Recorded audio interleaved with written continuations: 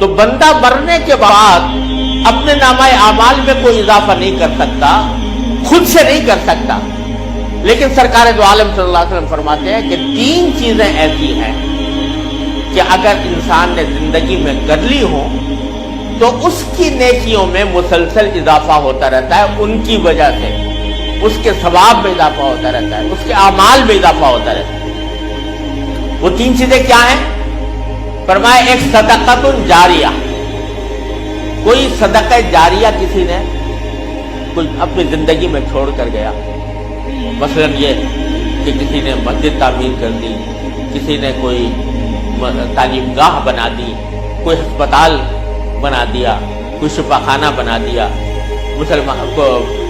مسافروں کے واسطے کوئی مسافر خانہ بنا دیا،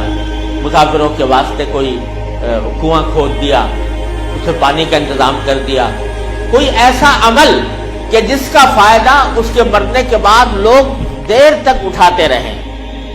تو جب تک اس سے فائدہ لوگ اٹھاتے رہیں گے اس کے نام اعمال میں اس کا اضافہ ہوتا رہے گا۔ فرض کیجئے کہ کسی نے مسجد بنوا دی، تو مسجد کے بننے کے نتیجے میں جب تک نمازی اس میں نماز پڑھیں گے ان کی نمازوں کا ثواب اس مسجد کے بنانے والے کو پہنچتا رہے گا۔ کسی نے کوئی تعلیمی ادارہ قائم کر دیا، جب تک لوگ اس میں تعلیم حاصل کریں گے اس کے مرنے اس شخص کو ان کا ثواب پہنچتا رہے گا۔ کسی نے کوئی ہسپتال کھول دیا جس میں مریضوں کا علاج مفت کیا جاتا ہے، تو جب تک اس میں مریض آتے رہیں گے ان کا علاج ہوتا رہے گا، بنانے والے کو مستقل اس کا ثواب ملتا رہے گا۔ یہ صدقہ جاریہ، وہ صدقہ جو جاری رہنے والا ہو، یعنی جس کا فائدہ مسلسل چلتا رہے، مدت دراز تک لوگ اس سے فائدہ اٹھاتے رہے۔ یہ صدقہ جاریہ اگر زندگی میں آدمی چھوڑ جائے تو پھر اس کا عمل مرنے کے بعد بھی جاری رہتا ہے، اس کے نامہ اعمال میں اس کی وجہ سے اضافہ ہوتا رہتا ہے۔ دوسرا فرمایا علم ينتفع به، اگر کسی نے کوئی علم کی بات اپنی زندگی میں چھوڑ دی، مثلا یہ کہ کوئی کتاب لکھ دی جس سے لوگ فائدہ اٹھا رہے ہیں، کوئی مضمون لکھ دیا جس سے لوگ فائدہ اٹھا رہے ہیں، یا کوئی تعلیم دے دی، کوئی استاد ہے جس نے اپنے شاگردوں کو علم سکھایا ہے اور اس علم سے لوگ فائدہ اٹھا رہے ہیں، تو اس کا ثواب بھی وہ صدقہ جاری ہے اس کے لیے، اور جب تک کہ لوگ اس سے فائدہ اٹھاتے رہیں گے اللہ تبارک و تعالیٰ کی رحمت سے اس کا ثواب اس کے نام اعمال میں جاتا رہے گا۔ دنیا میں سب سے پہلا جو قتل کس نے کیا تھا، حضرت آدم علیہ السلام کے بیٹے قابیل نے سب سے پہلے اپنے بھائی حابیل کو قتل کیا تھا۔ تو حضور اقدس سرور دو عالم صلی اللہ علیہ وسلم نے ارشاد فرمایا کہ چونکہ اس سے پہلے قتل کا کوئی تصور ہی نہیں تھا، سب سے پہلے قابیل نے حابیل کو قتل کیا، تو اب جتنے قتل ہوں گے دنیا میں وہ قابیل کے نام اعمال میں لکھے جائیں گے کہ اس نے ایک ایسا طریقہ جاری کر دیا جو حرام کا گناہ کا طریقہ تھا۔ اسی طرح نیکی اگر کسی نے جاری کر دی، من سن سنتا حسنتا فلہ اجرها واجر من عمل بها او کما قال صلی اللہ علیہ وسلم۔ کوئی آدمی کوئی اچھا طریقہ جاری کر دے، کوئی سنت حسنہ جاری کر دے، تو جب تک لوگ اس پر عمل کرتے رہیں گے، پہلی مرتبہ جس نے عمل کیا تھا اس کو بھی اس کا اجر و ثواب ملتا رہے گا۔ تو اگر کسی نے صدقہ جاریہ کوئی علم کی بات دنیا میں چھوڑی ہے تو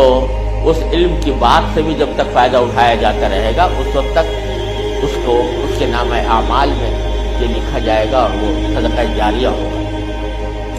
تیسری بات جو فرمائی او ولد صالح يدعو له، کوئی آدمی ایسا نیک اولاد چھوڑ کر گیا کہ جو مرنے کے بعد بھی اس کے لیے دعا کرتی ہے۔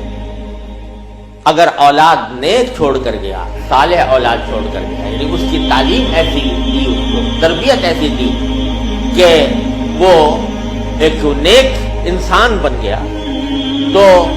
اس کی وجہ سے جب وہ